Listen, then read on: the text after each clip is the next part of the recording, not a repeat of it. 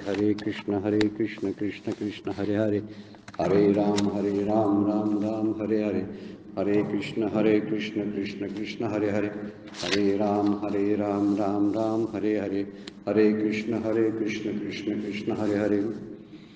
ब्रह्मानंदं परमसुखदं केवलं ज्ञानमूर्तिं द्वन्द्वातीतं गगनसदृशं तत्त्वमस्यादिलक्ष्यम् एकं नित्यं विमलं अचलं सर्वधी साक्षिभूतं भावातीतं त्रिगुणरहितं सद्गुरुं तं नमामि। नमामि सद्गुरु शान्तं सच्चिदानन्दविग्रहं पूर्णब्रह्मपरानन्दैशम् आनन्दीवल्लभं सद्गुरु सच्चिदानन्दं केवलं करुणाकरं ज्ञानयोगेश्वरं वन्दे ज्ञानदेवा पुनः पुनः। अलंकापुरी पुण्यभूमि पवित्र तिथे नांदतो ज्ञानराजा सुपात्र, तया आठविता गडे पुण्यराशी नमस्कार माझा सद्गुरु ज्ञानेश्वरांशी। संतश्रेष्ठ श्री ज्ञानोबा माऊली, जगद्गुरु श्री तुकाराम महाराज नाथ महाराज सर्वांना वंदन करतो। परमपूज्य काकांना वंदन, परमपूज्य मंदाताईंना वंदन, आपल्या सर्वांना वंदन करून आजचं चिंतन आपण सुरू करतोय। काल आपण पाहिलं, हा आत्मज्ञानी जो पुरुष आहे ज्याला नाव दिलेलं आहे स्थितप्रज्ञ, हा भगवद्गीतेचा खास शब्द आहे, ज्याला स्थितप्रज्ञ शब्द वापरलेला आहे। जनरली त्याला आत्मज्ञानी किंवा जीवनमुक्त, तुर्य अवस्थेत असणारे अशा अर्थाची सगळ्या लक्षणं त्याला सांगितली जातात किंवा नावं दिली जातात। पण भगवद्गीतेमध्ये प्रथमच हा शब्द वापरण्यात आला असं काल आपण बघितलं, आणि त्यावर आधारित असणारी त्याची लक्षणं प्रश्न विचारला होता अर्जुनानं। म्हणे अर्जुना परीक्षी काय म्हटलेलं आहे, स्थितप्रज्ञस्य का भाषा समाधिस्तस्य केशव स्थितधी की प्रभाषेत किमाशित व्रजेत किम। तिनं अर्जुन म्हणे देवा हाची अभिप्राय वागावा, मी पुशेन आता सांगावा। वर्णन विचारलेलं आहे, तो कसा जाणायचा तो बोला म्हणे ते सांग पा कृष्णा। ते काय म्हणे पे स्थितप्रज्ञा के ओळखी, आणि स्थिरबुद्धी जो म्हणे जो तो कैशिया चिन्ही जाणीजे, असा माऊलीचा प्रश्न आहे अर्जुनाच्या तोंडात घातलेला। आणि अर्जुनानं प्रश्न विचारला आहे, हा समाधी सुख भोगणारा जो एक आहे स्थितप्रज्ञ, त्याची अवस्था कशी असते आणि तो कसा ओळखायचा। आपण त्याच्या ओळखायच्या काही खुणा का ओळखू शकत नाही, आपण हे कालच्या भागामध्ये पाहिलेलं होतं। एवढे सामान्य गोष्ट ती नाही, त्या अशा असामान्य व्यक्तींना ओळखण्यासाठी आपलं सामान्यपण सोडावं लागेल आणि सामान्यपण ओलांडून पुढे असामान्य आपणही व्हावं लागेल, तरच आपल्याला त्यांचा अंदाज येईल। आता 55व्या श्लोकापासून भगवान श्रीकृष्ण आपल्याला त्यांची लक्षणं सांगायला चालू करतात, आणि ही लक्षणं सगळी अंतरंगातली आहेत, बाह्यंगाची काही नाही, वरून दिसत नाहीत। तो चालतो बोलतो कसा ही लक्षणं लागू पडत नाहीत, त्याच्या अंतरंगातली स्थिती कशी आहे याचं वर्णन आता या पुढच्या 18 श्लोकामध्ये भगवान श्रीकृष्ण करणार आहेत। आणि त्यातला पहिला श्लोक जो आहे त्या पहिल्या श्लोकाचं सूत्र आहे, ते सूत्र धरूनच पुढचे इतर श्लोक लिहिलेले आहेत। पुढचे इतर श्लोक जे भगवंतांनी सांगितलेले आहेत ते सगळे या पहिल्या श्लोकाला पकडून आहेत, कारण पहिला श्लोक त्यातला फार महत्त्वाचा आहे। पुढचे श्लोकही त्या दृष्टीनं त्याच्यावरती आधारित आहेत। म्हणून हा 55 नंबरच्या श्लोकावर आज आपण थोडासा विचार करणार आहोत। तो असा श्लोक आहे, प्रजा हाती यदा कामान सर्वान पार्थ मनोगतान आत्मनेवात्मना तुष्टा स्थितप्रज्ञस्त दोचते। श्री भगवान वाच, भगवान सांगायला लागलेले आहेत, प्रजा हाती यदा कामान सर्वान पार्थ मनोगतान। भगवान म्हणाले अर्जुना, जेव्हा तो ज्ञानी मनातील सर्व वैश्विक इच्छांचा त्याग करतो आणि आपल्याच परमानंदाच्या स्वरूपाच्या ठिकाणी आपल्याच सच्चित रूपाने संतुष्ट असतो, तेव्हा त्याला स्थितप्रज्ञ म्हणतात। ही दोन लक्षणं या श्लोकामध्ये भगवंत सांगतात, की एक म्हणजे वरचं वर्णन केलेलं आहे, यदा प्रजाहाती म्हणजे सोडून देतो सगळं, यदा कामान सर्वान पार्थ मनोगतान, सगळ्या कामना आणि सगळे मनोगत जेव्हा टाकून देतो तेव्हा तो कसा असतो, आत्मनेवात्मना तुष्टा स्थितप्रज्ञस्त दोचते। त्याला जो आत्म्यातच आपल्याच आत्म्यात आपण तुष्ट असतो किंवा तृप्त असतो त्याला स्थितप्रज्ञ म्हणतात। उच्चते शब्द वापरलेला आहे, स्थितप्रज्ञस्त उच्चते म्हणजे स्थितप्रज्ञ म्हटलं जातं, असे ही लक्षण त्यामध्ये सांगितलेलं आहे, जे सर्व कामनांचा त्याग या श्लोकामध्ये सांगितलेला आहे। खरं बघायला गेलं आपल्याही ज्याचा संबंध नाही त्याचा त्याग काय करायची गरजच नसते. आपला संबंध जिथं आहे त्याच्याचाच त्याग करायचा असतो. त्यामुळं आपलं नाही ते आपलं मानणं त्याचा खरा त्याग आहे.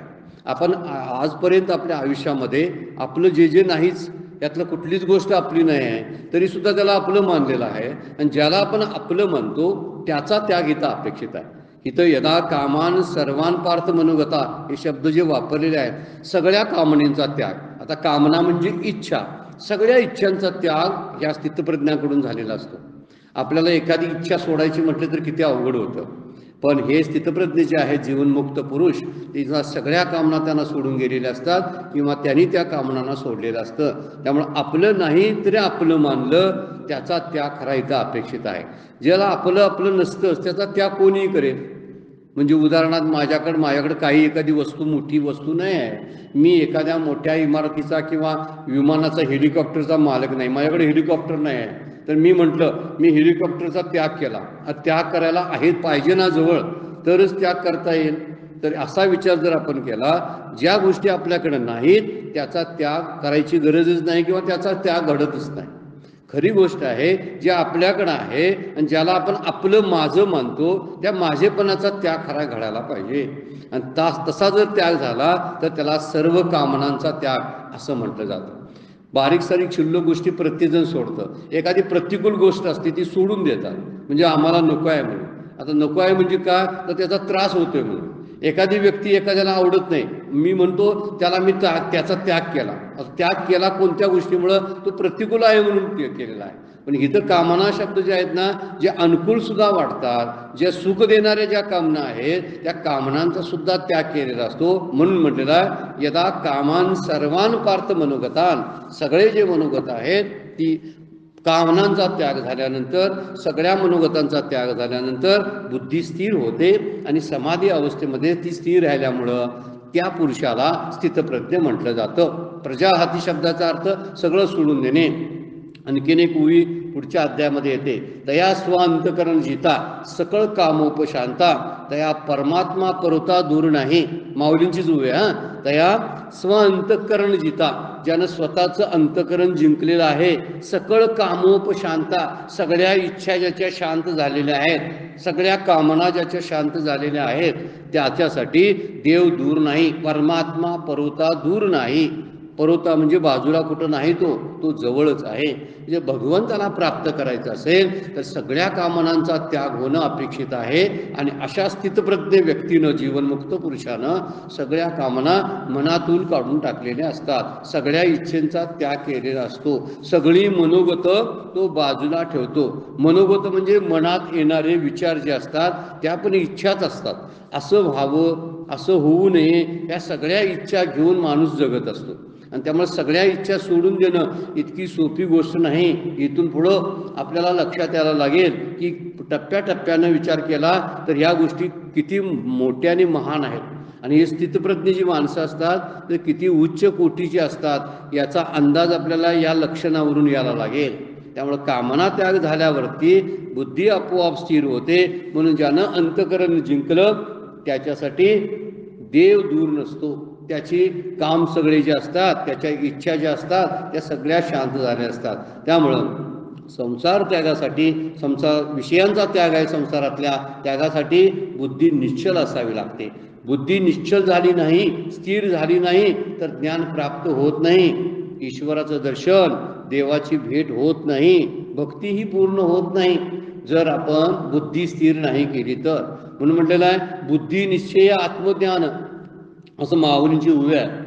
आणि बुद्धिनिश्चय आत्मज्ञान, आता हे आत्मज्ञान केव्हा होतं, बुद्धीचा निश्चय झाल्यानंतर, बुद्धी स्थिर झाल्यानंतर. त्यामुळं परमात्मा प्राप्तीसाठी बुद्धी अचल असावी लागते आणि संसारातल्या वस्तूच्या त्यागासाठी बुद्धी निश्चळ असावी लागते. दोन शब्द वापरलेले आहेत बघा, एक निश्चल शब्द आणि एक अचल शब्द. निश्चल म्हणजे स्थिर, अचल म्हणजे पण स्थिरच. पण संसारातल्या वस्तू ज्या आपण त्याग करतो, हे नको, हे सोडून देऊया, मनातनं काढून टाकतो, त्यावेळी बुद्धी अगदी शांतपणे निर्णय घेणारी असावी लागते. ती दळमळीत असेल ना तर ती सोडायला तयार होणार नाही. शांत झालेली बुद्धी सगळं सोडायला तयार होते, त्यावेळी ती निश्चल असावी लागते. आणि जेव्हा परमात्म प्राप्तीसाठी जेव्हा बुद्धीची तयारी होत असते ना, त्यावेळी ती अचल बुद्धी असते. अचल म्हणजे संसारातल्या प्रापंचिकातल्या कोणत्याही घटनेमुळं परिस्थितीमुळे ती डळमळत होत नाही. कितीही संकट दुःख सुख आली तर सुखादुःखाचा त्या बुद्धीवरती परिणाम होत नाही. अशी निश्चल झालेली बुद्धी फक्त परमात्म प्राप्तीसाठी योग्य असते. आणि संसार त्यागासाठी मात्र काय करायला लागतं? शांत व्हावं लागते. बुद्धी नुसती स्थिर व्हायला लागते, निश्चल व्हावी लागते. अशी निश्चल झालेली जी बुद्धी असते ही बुद्धी संसारातल्या त्यागाचं, संसारातल्या वस्तूंचा त्याग करायला तयारीची असते. म्हणून इथं म्हटलेलं आहे, दोन शब्द वापरलेत, एक निश्चल आणि एक अचल. थोडासा फरक आहे त्यात, पण फरक आहे मात्र त्या शब्दामध्ये. परमात्म प्राप्तीसाठी ती बुद्धी अचल असावी लागते. आता ह्याच्यामध्ये दोन लक्षणं सांगितली आहेत स्थितप्रज्ञांची. एक म्हणजे मनातील सर्व कामनांचा त्याग करणारा, त्याला स्थितप्रज्ञ म्हणतात. त्यासाठी शब्द कुठला वाचला? प्रजा हाती यदा कामान सर्वान पार्थ मनोगतान. सगळ्या कामना त्याग केलेला एक. आणि दुसरं कुठला आहे बघा? आत्मने वात्मना तुष्टा. हा दुसरं लक्षण त्यामध्ये सांगितलं आहे. स्वस्वरूपामध्ये संतुष्ट असणारा. त्याला संतुष्ट होण्यासाठी, समाधानी राहण्यासाठी दुसऱ्या गोष्टीची आवश्यकता लागत नाही. तो स्वतःमध्ये संतुष्ट असतो. स्वतःजवळ जे असतं ते त्याला पुरेसं वाटतं.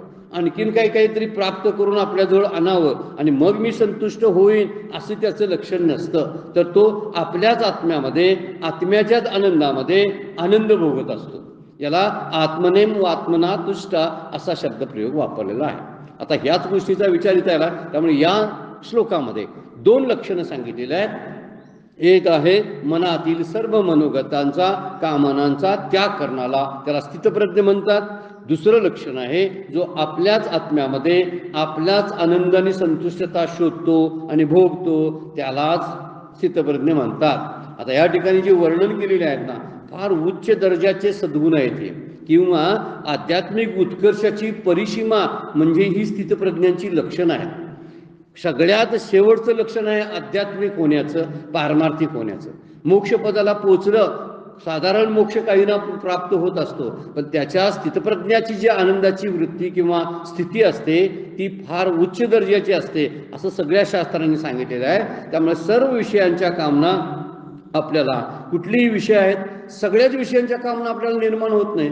जे आपल्याला गरज आहे ना त्यांचीच कामना, फक्त इच्छा असते आपल्याला, हे आपल्याला पाहिजे, काहींना दुसरं पाहिजे असतं. त्यामुळे सगळ्या विषयांच्या इच्छा निर्माण होतील असं नाही.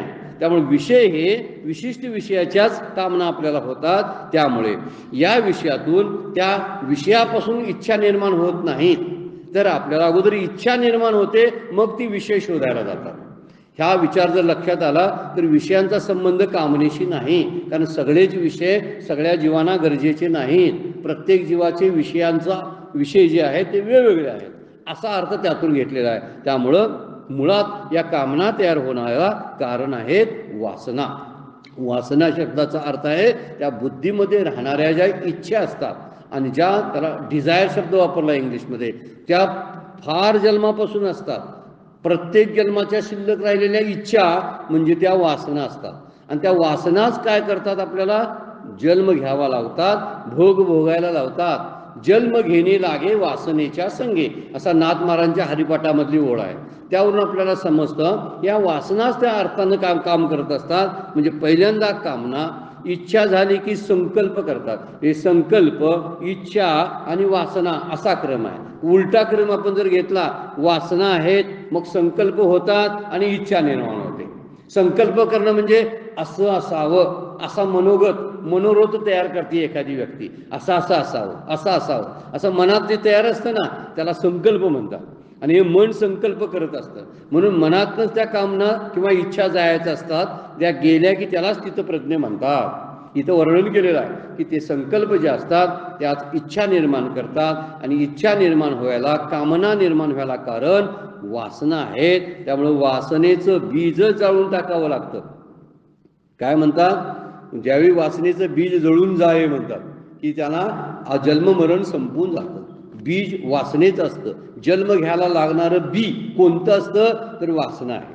आपल्याला पुढचा जन्म मिळतो वासना शिल्लक राहिल्यामुळं. पण स्थितप्रज्ञाच्या सगळ्या वासना लय पावर किंवा संपलेल्या असतात. त्यानं कामना सगळ्या सोडून दिलेल्या असतात. कामना सोडल्या की संकल्प जातात. संकल्प निर्माण झाले नाही की वासना सुद्धा निघून जातात आणि वासनेचा क्षय असं म्हणलेलं आहे. ज्यावेळी वासनेचा क्षय होतो त्यावेळी निश्चितपणाने पुढचा जन्म होत नाही. आणि त्यामुळे स्थितप्रज्ञाचं हे एक लक्षण मानलेलं आहे की त्याच्या सगळ्या वासनांचा त्याग झालेला असतो. आता हे जे सुख आहे जे स्थितप्रज्ञ भोगत असतो त्या स्थितप्रज्ञाचं जे सुख आहे ते आपल्याला झोपेमध्ये सुद्धा प्राप्त होतं. आपण जेव्हा गाढ झोपेमध्ये असतो ना सुषुप्ती अवस्थेमध्ये त्यावेळी ते आपल्याला निश्चितपणे प्राप्त होत असतं. परंतु या सुखाला नकारात्मक सुख म्हणलेलं आहे. हे सुख जे आहे हा आनंद आहे हा नकारात्मक आहे. का? काही काळ टिकतो आणि परत तो निघून जातो. जोपर्यंत झोपेत आपण असतो तोपर्यंत तो गाढ झोपेमध्ये अनुभव येतो. पण जर आपण स्वप्नात आलो किंवा जागे झालो की तो स्वप्नातला सगळा आनंद स्वप्नातीत राहत नाही किंवा जागृतीमध्ये तो आनंद राहत नाही. जागृतीमध्ये परत आपण आपल्या कार्याला सुरुवात करतो आणि प्रापंचिक सगळ्या इच्छांचं आपल्यावरती प्रभाव पडायला सुरुवात होते. आणि म्हणून इथं म्हणलेलं आहे की सगळं जे असुषुप्तीतला जो आनंद आहे त्यामध्ये खरंच त्यामध्ये विषयांचा त्याग होतो. कुठला विषय लागतो झोपेमध्ये? काही लागत नाही. म्हणजे जर काय तिथं जवळ असलं तर त्या वस्तूंचा वापर माणूस करत नाही.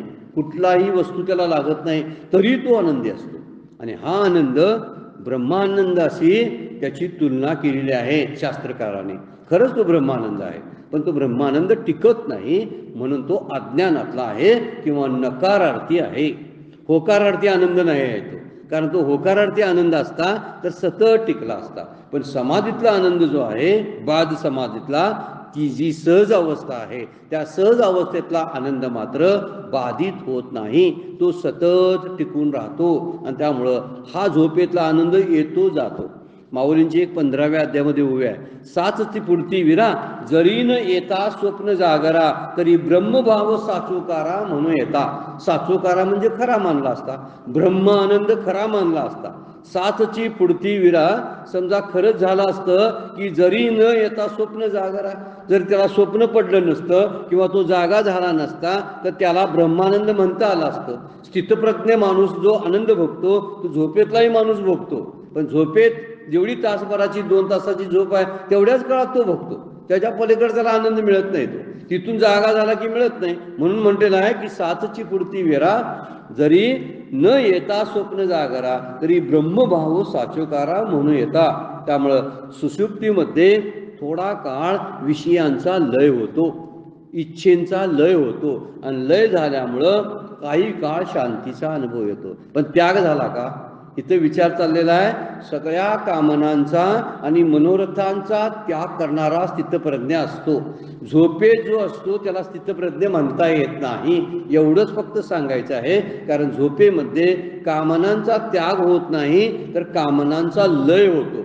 लय म्हणजे काही काळापुरतं शांतीचा अनुभव येणं, काही काळ ती गोष्ट गुप्त होणे, दिसेनाशी होणे, याला लय म्हटलेला आहे. तो थोडा वेळ होतो. त्यामुळे परत आणि ज्यावेळी इच्छा होते, जेव्हा स्वप्न पडतं किंवा तो जागा होतो त्यावेळी सगळ्या इच्छा आणि सुरू होतात. इच्छा जेव्हा संपून जातील तेव्हा त्याला स्थितप्रज्ञ म्हणायचा. काही वेळ इच्छा संपणे याला स्थितप्रज्ञ म्हणत नाही. त्यामुळे झोपेतला आनंद जो आहे तो नकारात्मक असतो. त्यामुळं कामनांचा त्याग म्हणजे विषयांचा त्याग नाही. विषय त्यागून चालत नाहीत. झोप घेणं विषय आहे, जेवण जेवणं विषय आहे, सगळे आपण स्पर्श करणं, शब्द स्पर्श रूप डोळ्यानं पाहणं विषय आहे. मग हे विषयांचा त्याग करता येईल का? नाही करता येईल. परंतु ज्या विषयातून ज्या इच्छा निर्माण होतात त्या इच्छेंचा त्याग मात्र अपेक्षित आहे, करता येतो. उपभोग घेणाऱ्या ज्या वासना आहेत, जे मला हवं आहे, एखादी गोष्ट मला खायची आहे, ही जे मला वापरायची आहे असं जो म्हणत असतो ना, त्या उपभोगाचा त्याग त्याला करता येतो. म्हणजे जे भोक्तृत्व असतं ते भोक्तृत्व काढून टाकता येतं. आणि म्हणून म्हणलेलं आहे कुठल्याही कामनांचा त्याग करता येईल पण विषयांचा त्याग करता येणार नाही. कामनेचे 2 प्रकार शास्त्रानं सांगितलेले आहेत. जरा आपण त्याच्याबद्दलची माहिती घ्यायला लागलोय बरं का. म्हणजे शास्त्र ही माहिती असायला पाहिजे. जेव्हा आपण ओव्यांचा अभ्यास करतो ज्ञानेश्वरीतल्या त्यावेळी शास्त्र त्याच्यामध्ये मांडलेलं आहे. ते काय कारण नेमकं असं दिलेलं आहे त्याच्या पाठीमागे शास्त्र अभ्यासावं लागतं. 2 प्रकारच्या कामना आहेत. एक दृष्ट कामना आणि एक अदृष्ट कामना आहे.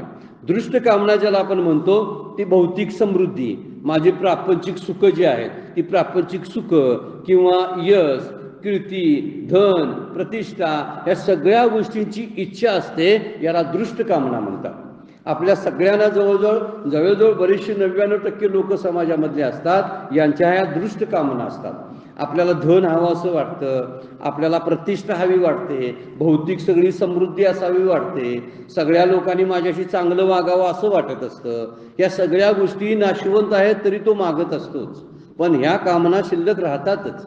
याला दृष्ट कामना म्हणतात. आणि जे भोगायला लागतं पुढचं ना टप्प्यात दुःख भोगायला लागतं, या दृष्ट कामनामुळेच भोगावं लागतं. दृष्ट म्हटलेला शब्द दुष्ट नव्हे, वास्तविक त्या दृष्ट आहेत पण दुष्टच आहेत. त्या दुष्ट काय आहेत तर मला परत जन्माला यावं लागतं, परत जन्माला त्या घालणाऱ्या आहेत, म्हणून त्या माझ्या शत्रू आहेत, म्हणून त्याला दुष्ट म्हणावं. दृष्ट आहेत त्या, दृष्ट म्हणजे सरळ स्पष्ट अशा दिसणाऱ्या ज्या आहेत त्या इच्छा, त्याला म्हणायच्या दृष्ट कामना. आणि मृत्यूनंतर सुद्धा बरेच वेळा वाटत असते माझं असं व्हावं.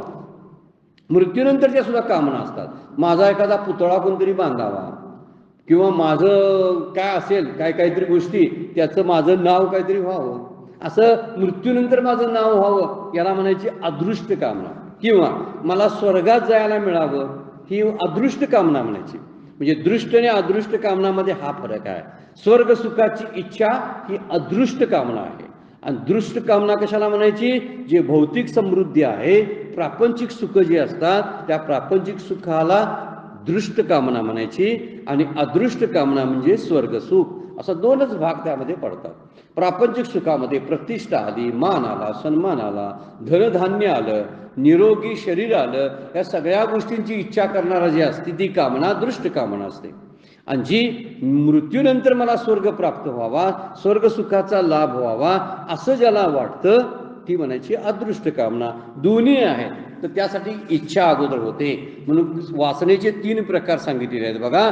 ही कामनेचे 2 प्रकार आपण बघितली, आस, हव्यास आणि ध्यास, असे 3 प्रकार सांगितलेले आहेत शास्त्रानं. आस म्हणजे एखाद्या गोष्टीची इच्छा निर्माण होणं, होतेच. एखादी गोष्ट पाहिली की आपल्याला कदाचित काय आपल्याला पाहिजे असेल तर त्याची इच्छा निर्माण होते, याला म्हणायची आस. ही वासनेचाच प्रकार आहे बरं का. दुसरा आहे हव्यास. हव्यास म्हणजे एखादी गोष्ट पाहिली, त्याची इच्छा झाली की ती मिळवण्यासाठी धडपड चालू राहिली की त्याला हव्यास म्हणायचा. हा हव्यास पूर्ण करण्यासाठी माणूस कोणत्याही थराला जातो. कुणाचा तरी खून करतो, हिंसा करतो, लबाडी करतो, विश्वासघात करतो, मारामाऱ्या करतो. ह्या सगळ्या गोष्टी कशातून घडतात? हव्यासापोटी घडतात. हा वासनेतला एक प्रकार आहे. पहिली आसच निर्माण झाली, ही आसच निर्माण व्हायला येता कामा नये. या स्थितप्रज्ञ व्यक्तीकडे ही आस पण नसते. आस नसते त्यामुळं हव्यास नसतो. आणि हव्यासानंतर जो ध्यास आहे, ध्यास आहे म्हणजे ती गोष्ट प्राप्त नाही झाली तर अस्वस्थ होणं, त्याला ध्यास म्हणतात. काही माणसं म्हणतात कसला ध्यास घेतला एवढा. ध्यास म्हणजे एखाद्या गोष्टीचं ध्यानच लागणं, दुसरं काही न सुचणं, तीच गोष्ट मला हवी आहे असं सारखं सारखं वाटणं, याला म्हणायचा ध्यास. सुरुवात कुठून झाली वासनेची? आस, हव्यास आणि ध्यास. या तिन्ही गोष्टी आपल्याकडे असतात बरं काय. आपण कोणत्या स्थितीत आहोत हे आपल्यालाच ओळखता येतं. कामना निर्माण होणं ही पहिली गोष्ट आस. दुसरी गोष्ट ती कामना मला मिळालीच पाहिजे, इच्छा माझी पूर्ण झाली पाहिजे, याला हव्यास म्हणतो आपण. त्यासाठी काही करायची तयारी. आणि तिसरी गोष्ट जर ती अपूर्ण राहिली तर त्याच्याबद्दल सतत त्याचा ध्यास घेतला जातो, त्याच्याबद्दल प्रयत्नशील केल्या, त्याच्याशिवाय अस्वस्थ होणं असतं. या अस्वस्थ होण्याला ध्यास म्हणतात. माऊलींची उवी आपण यापूर्वी बघितली. या विषया वाचून काही अनेक सर्वता रम्य नाही, ऐसा स्वभावाची पाही इंद्रियांचा. इंद्रियांना वाटतं हे जे विषय समोर आहेत, ही इच्छा जी आहे ती मला प्राप्त झालीच पाहिजे, त्याशिवाय माझं जमणारच नाही. त्याला आस, हव्यास आणि ध्यास म्हणतात. शास्त्र किती खोलात जाऊन अभ्यास करते बघा. आणि ह्या आपल्या अंतःकरणाचा अभ्यास आहे. आपण जर जनरली बघायला लागलो, आपल्या अंतःकरणामध्ये ह्या गोष्टी होतात. आपल्याला पाहिल्याबरोबर एखादी वस्तू हवीशी वाटते. कुठंतरी आपण कुठल्या तरी दुकानामध्ये जरी गेलो तरी आपल्याकडे पैसे नसले तरी इच्छा होते बघा की ही गोष्ट मला पाहिजे होती, पण माझ्याकडे तेवढे पैसे नाहीत, नंतर मी घेतली असते. पण ती आस आहे. दुसरी गोष्ट नुसती पाहून तो बसत नाही, तर म्हणतो हे प्राप्त करण्यासाठी त्याची धडपड सुरू होते. आणि त्या धडपडीसाठी समजा चोरी करायला लागली आणि ते पैसे मिळवायला लागले तर चोरी करतो, त्याला हव्यास म्हणायचा. आणि तिसरी गोष्ट जी त्याला ध्यास म्हणतो, समजा जर ती मिळाली नाही तर तो अस्वस्थ होतो. मला मिळायला पाहिजे, मला मिळायला पाहिजे, या सगळ्या गोष्टीचा विचार यामध्ये केलेला आहे. म्हणून माऊलींची ती ओवी लागू पडते बघा, या विषया वाचून काही अनिक सर्वता रम्य नाही. हे जे विषय समोर आहेत याच्यापेक्षा दुसरं मला काही आवडत नाही असं तो म्हणतो. आणि यामुळं मनुष्य कधीच संतुष्ट राहत नाही. ज्यांच्याकडे आस, हव्यास आणि ध्यास हे वासनेचे प्रकार शिल्लक आहेत जोपर्यंत आहेत तोपर्यंत त्याला संतुष्ट आणि समाधानी तृप्त असल्याचा अनुभव येत नाही. आपण तृप्त कधी होतो माहिती आहे काय? समाधानी कधी होतो तर कुठल्याही गोष्टीची इच्छा नाही, ती मिळवण्यासाठी धडपड नाही, आणि ती न मिळाली तर त्याबद्दल अस्वस्थता नाही. या तिन्ही स्टेजवर जर आपण काम करत असू तर निश्चितपणे आपल्याला संतुष्टचा अनुभव येईल, तृप्तीचा अनुभव येईल. पण ह्या कामना ज्या आहेत त्या कामना शांत जेता होत नाहीत. त्यामुळं माणसाला पूर्ण सुखाचा अनुभवच कधी येत नाही. आणि पूर्ण सुख कशाला म्हणायचं? ज्यावेळी इच्छा निर्माण व्हायच्या बंद होतात आणि जे आहे त्यामध्ये तो म्हणतो, ठेविले अनंते तैसेची राहावे, चित्ती असू द्यावे समाधान. ही तुकाराम महाराजांनी सांगितलेल्या वचनाची अनुभूती आपल्याला या स्थितप्रज्ञाच्या लक्षणामध्ये या लागते. स्थितप्रज्ञ जो असतो तो आत्मनेम आत्मना तुष्ट असं म्हणलेलं आहे. आपल्याच आत्म्यातला आनंद आपणच भोगत असतो. पण हे जर प्राप्त करायचं असेल तर त्यासाठी पूर्व पुण्याई फार मोठे असावे लागते. पूर्व पुण्याई कधीच हे अनुभव येत नाहीत. पण अनेक जन्माच्या पुण्याईनं परमेश्वर प्राप्तीची इच्छा होते. भगवंताच्या प्राप्तीची इच्छा होणं ही साधी कामना नाही बरं काय. ही इच्छा सुद्धा साधी इच्छा नाही. उरलेल्या सगळ्या प्रापंचिक इच्छा ह्या सामान्य आहे आणि ही असामान्य इच्छा आहे. याला तीव्र मुमुक्षत्व म्हणतात. जर हे आपल्याकडं असेल तर आपल्याला स्वतःला पण भाग्यवान समजायला पाहिजे की मला परमेश्वर प्राप्तीचं ओढ लागलेली असेल, मला परमेश्वराचं दर्शन व्हायला पाहिजे, श्री गुरूंची अखंड कृपा माझ्यावरती राहायला पाहिजे, अशी इच्छा बाळगणारे जे असतात ते असामान्य माणसं असतात. आणि यातूनच पुढे प्रवास करत त्याची तृष्णा कमी होते. तृष्णा कमी झाली की परमेश्वर प्राप्तीची तळमळ अधिक वाढते. मग काहीतरी साधना करावीशी वाटते, नाम ध्यान निधिध्यासन करावंसं वाटतं. मग हळूहळू आपली आसक्ती कमी व्हायला लागते. दुसऱ्याबद्दल असलेला मत्सर कमी व्हायला लागतो. हे मत्सर कमी होणं सुद्धा परमार्थाची प्रगती आहे. कोणाही जीवाचा न घडो मत्सर, वर्म सर्वेश्वर पूजनाचे. देवाच्या पूजनाचं वर्म तुकाराम महाराज सांगतात की राग द्वेष निघून गेले तर देवपूजा झाली बघा. मग आपण करतो ती पूजा घरातली कसली असते? ती करायची म्हणून करत असतो. देवपूजा चालू असते. खरी देवपूजा कुठली मंडळी आहे? तुकाराम महाराज म्हणतात कुठल्याही जीवाचा मत्सर न करणं, कुठल्याही व्यक्तीचा काय करणं, द्वेष न करणं, ही सगळी श्रेष्ठ पूजा असते. असा द्वेष मत्सर आणि आसक्ती निघून गेले की चित्त शुद्धी होती. विषयामध्ये दोष आहेत, विषय अनित्य आहेत, बद्धत्व देणारे आहेत, दुःख देणारे आहेत, मिथ्या आहेत, असा त्याचा ठाम निश्चय झालेला असतो. निश्चय झाला की श्री गुरूंच्या वरती, शास्त्रावरती, ग्रंथांच्या वरती त्याची श्रद्धा जडते. आवड नावड सगळं निघून जातं.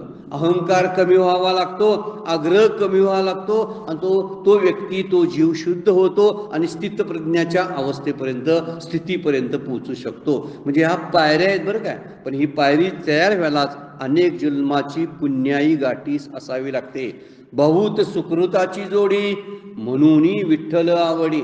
ज्ञानेश्वर माऊलींच्या अभंगामध्ये ते म्हणतात बहुत सुकृत म्हणजे बहुत पुण्य असेल तरच विठ्ठलाची प्राप्तीची ओढ लागते. किंवा नामदेव महाराज म्हणतात जन्मोजन्मी आम्ही बहुपुण्य केले तेव्हा या विठ्ठलने कृपा केली. आमच्यावर जी स्थितप्रज्ञता आम्हाला प्राप्त झाली ती प्राप्त होण्याला अनेक जन्मांची पुण्याही आमच्या गाठीशी होती. म्हणून आपणही खूप जन्म मागचे भोगत आलो आणि कधीतरी आपल्याला आजही नाम घ्यावं असं वाटतं, ध्यान करावं असं वाटतं, शास्त्राचा अभ्यास करावा असा वाटतो. हेही मागच्या पुण्याईचंच फळ असतं. म्हणून ही पुण्याई अधिक वाढवावी. पुण्याई जितकं पुण्याईचं बळ, पुण्याचं बळ येतं अधिक वाढत राहतं, तसं तसं या परमेश्वराच्या प्राप्तीबद्दलची तळमळ अधिक वाढायला लागते. मोक्षाबद्दलची आसक्ती निर्माण होते. प्रपंचाबद्दलची आसक्ती कमी व्हायला लागते. प्रपंच नाशिवंत आहे हे कळायला लागतं. त्यामुळे चित्त शुद्ध व्हायला लागतं. ह्या विषयामध्ये दोष आहेत, हे विषय मला शेवटपर्यंत काम करणार नाहीत, मला पूर्णत्व देणार नाहीत, अशी आत एक निश्चयाची बुद्धीचा निश्चय होऊन ती बुद्धी स्थिर व्हायला लागते. आणि मग श्रीगुरूंच्या वरती शास्त्रावरच्या श्रद्धा वाढतात आणि कुठल्याच गोष्टीतली आवड आणि कुठल्याही गोष्टीची नावड राहत नाही. आवड म्हणजे राग आणि नावड म्हणजे द्वेष. त्याला राग द्वेष जाणं म्हणतात. आपण राग जो शब्द वापरतो तो व्यवहारातला तो चुकीचा शब्द, तो इकडे मराठीतला शब्द आहे. संस्कृतमधला राग या शब्दाचा अर्थ आवड. राग म्हणजे एखादी गोष्ट आवडणे, त्याला आसक्ती म्हणतात. आणि नावड म्हणजे एखादी गोष्ट आवडत नाही, आपण त्याचा द्वेष करतो. त्यामुळे राग द्वेष गेले निमाले ठाईच्या ठाई असं म्हणतात. जेव्हा अशी आवड आणि नावड जाते त्यामुळे अहंकार जातो, अहंकार लय पावतो. आणि अहंकार गेला, आग्रह कमी झाला की ती व्यक्ती बुद्धीच्या ठिकाणी स्थिर आणि शांत होते, तुर्यावस्थेमध्ये जाते आणि स्थितप्रज्ञ होते. ही स्थितप्रज्ञेची स्थिती जी आहे ती आपोआप अशी प्राप्त होते. म्हणून आत्मनेम आत्मनातुष्टा स्थितप्रज्ञस्थ दोचते असा शब्द जो वापरतात भगवद्गीतेमध्ये वापरलेला आहे तो त्याच्यासाठी असा लागू पडतो. आपणही त्या अवस्थेमध्ये जाऊ शकतो. माऊली काय बोलतात बघा. पहिली ओवी माऊलींची आहे, 291 नंबरची ओवी आपण बघतो. म्हणे अर्जुना परियेसी जो हा अभिलाषू प्रौढ मानसी, तो अंतराय स्वसुकेशी करीतो असे. काय म्हटलेलं आहे बघा. देव म्हणाले अर्जुना ऐक. परियेशी म्हणजे अर्जुना आता ऐक, म्हणजे चित्त दे, इकडं लक्ष दे. परियेशी शब्दाचा अर्थ लक्ष देऊन ऐक असा अर्थ आहे. ऐक, जो अंतःकरणात अतिशय वाढलेला विषय अभिलाष आहे तोच सर्व काळ आत्मसुखाला प्रतिबंध करीत असतो. वर्णन कसं केलं अर्जुना परियेशी जो हा अभिलाषू प्रौढ मानसी, म्हणजे प्रौढ अभिलाष मनामध्ये, मानसी मनामध्ये. प्रौढ म्हणजे अति असलेला आणि अभिलाष म्हणजे कामना आणि इच्छा, तीव्र इच्छा. एखाद्या गोष्टीची तीव्र इच्छा जी असते मनामधली, तो अंतराय स्वसुखेशी. अंतराय म्हणजे त्यामुळं स्वसुख जे आहे, आत्मसुख जे आहे निघून जातं, दूर जातं. अंतराय दूर जातं अशा अर्थाने इथं म्हणलेलं आहे. तो सर्व काळ प्रतिबंध करतं. अंतराय होणं म्हणजे प्रतिबंध होणं, काय अडचण होणं त्यामध्ये. तो अंतराय स्वसुखेशी करी तू असे. कोण अंतराय करतं, कोण प्रतिबंध करतं माझ्या आत्मसुखाला? तर माझ्यात असलेल्या कामनेची तीव्रता. प्रौढ अभिलाषू मानसी, माझ्या अंतःकरणामध्ये तीव्र इच्छा प्रापंचिक निर्माण होते, ऐहिक सुखाची इच्छा निर्माण होते. त्या ऐहिक सुखाच्या तीव्र इच्छेमुळं मला आत्मसुखाला पारखं व्हावं लागतं. माऊलींची थोडक्यात या ओवीचा अर्थ असा आपल्याला सांगता येईल. 291 नंबरची ओवी आहे आणि त्यामध्ये माऊलीने हे सांगितलं आहे. म्हणजे विषयाबद्दलची प्रचंड आसक्ती जी असते ती आसक्तीच आत्मसुखाला प्रतिबंध करते. प्रतिबंध करते म्हणजे ते सुख प्राप्तच होऊ देत नाही, आनंदच निर्माण होत नाही. विषयात जेव्हा लक्ष जातं त्यावेळी विषयाचं ध्यान सुरू होतं. विषयाचं ध्यान सुरू झालं की चित्ताची खळबळ सुरू होते, तळमळ सुरू होते आणि चित्त विक्षिप्त होतं, मन चंचल होतं. आणि चंचल मनामध्ये सुखाची अनुभूती येत नाही. कसा टप्पा आहे बघा. विषयांची नुसती आता पुढे आपण बघणार आहोत. विषयांची नुसती आठवण जरी झाली तर त्या आठवणीने सुद्धा आसक्ती निर्माण होते आणि आत्मसुखाला त्यामुळं प्रतिबंध होतो. म्हणून इथं म्हणलेलं आहे तो अंतराय स्वसुखीशी करीतो असे. कोण स्वसुखाला अंतराय करतं, कोण प्रतिबंध करतं? तर जो हा अभिलाषी प्रौढ मानसी. त्याचा उत्तर अगोदरच देऊन ठेवलंय माऊलींनी. मनात म्हणजे अंतःकरणात असलेला म्हणजे तीव्र जो इच्छा, अभिलाषी म्हणजे इच्छा, तीव्र अभिलाष, तीव्र इच्छा जी असते ती इच्छाच आत्मसुखाला प्रतिबंध करते. माऊलींची एक ओवी आहे ज्ञानेश्वरीमध्ये. विषय विषाचा परिपाडू, गोड परमार्थ लागे कडू, कडू विषय तो गोडू जीवाशी झाला. किती सुंदर व्याख्यान दिले बघा, त्याच्यावरती व्याख्या केलेली आहे. काय म्हणतात? विषय विषयाचा परिपाडू. विषया इतकं त्याचं ते विषयाचा सांगायचं झालं तर त्याचं कौतुक किती सांगावं. गोड परमार्थ लागे कडू. गोड असलेलं परमार्थिक सगळी जी क्रिया आहेत त्या कडवट वाटायला लागतात. परमार्थाचं काय करावंसं वाटत नाही. रोज रात्रंदिवस अहर्निशी सतत आपल्याला तो प्रपंचच आवडायला लागतो आणि त्यामुळे विषयासक्ती निर्माण होते. म्हणून विषयाचा परिपाडू, गोड परमार्थ लागे कडू. कडू विषय जो प्रपंच कडवट आहे तो गोडू जीवाशी झाला, तो गोड वाटायला लागतो. बघा आपलंच उदाहरण घेतलं तर लक्षात येतं. प्रपंचाची कामं कशी करतो आपण. हरिपाठामध्ये माऊलींची उभी आहे, प्रपंच करशी तू नदीने नेशी, हरीशी न भजशी कोण्या गुणे. तू रात्रंदिवस बाबा प्रपंच करतोस, पण हरीचं भजन करायला तासभर पण वेळ मिळत नाही काय तुला. 24 तासातला 24 तास भगवंतानं आपल्याला दिलेले असतात आणि त्यानं दिले म्हणून त्याच्यासाठी थोडे तरी आपण वापरायला पाहिजे. आणि पोटासाठी काही तास वापरावेत. पोटाचं काम झालं की मग दुसरा वेळ कशात घालावा. हरीच्या प्राप्तीसाठी घालावा, हरीच्या भजनात घालावा. पण हरीचं भजन गोड वाटत नाही, हा इंद्रियांचा स्वभाव आहे. त्यामुळे इंद्रियांना काय वाटतं, प्रपंच बरा वाटतो, गप्पा मारायला बरा वाटतं, नाम घ्यायला बरं वाटत नाही, सिनेमातली गाणी म्हणायला आवडतं, भजन म्हणायला आवडत नाही. कशी गंमतशीर गोष्ट आहे बघा.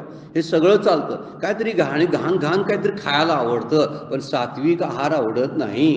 हे सगळ्या गोष्टी ज्या आहे हा विषयाचा परिपाडू, गोड परमार्थ लागे कडू. गोड आहे, नाम गोड पुरे गोड सकळ असं तुकोबांचा अभंग आहे. गोड असलेलं नाम कडवट वाटतं. याचा अर्थ असा आहे, विषयाची अत्यंत असणारी अभिलाषा, अत्यंत तीव्र इच्छा जी माऊली या ओवीमध्ये सांगतात. प्रौढ मानसी अभिलाषू प्रौढ मानसी तो अंतराय स्वसुखेशी. त्यामुळं आपल्याला सुखाला बाधा येते. त्यामुळं विषय सेवन करणं ही काही वाईट गोष्ट नाही, किंवा ते न करता राहता येत नाही आपल्याला. झोप हा विषय आहे, नाही घेऊन चालेल का, घ्यावा लागतो. पण केवढी, कुठं, जेवणं खाणं हा विषय आहे. पण किती खावं, केव्हा खावं, हा जो आहे प्रतिबंध लक्षात ठेवावा लागतो. त्यामुळे इथं म्हणालं आहे, विषय बांधत नाहीत तर विषयासक्ती बांधते. विषयाबद्दल असलेला मगाशी आपण बघितलेला हव्यास शब्द जो आहे, तो हव्यास आहे ना, तोच बाधित ठरत असतो. म्हणून इथं म्हटलेलं आहे, शास्त्र म्हणतं विषय असणं हे अदृष्ट आहे, पण विषयासक्ती हा पुरुष अपराध आहे.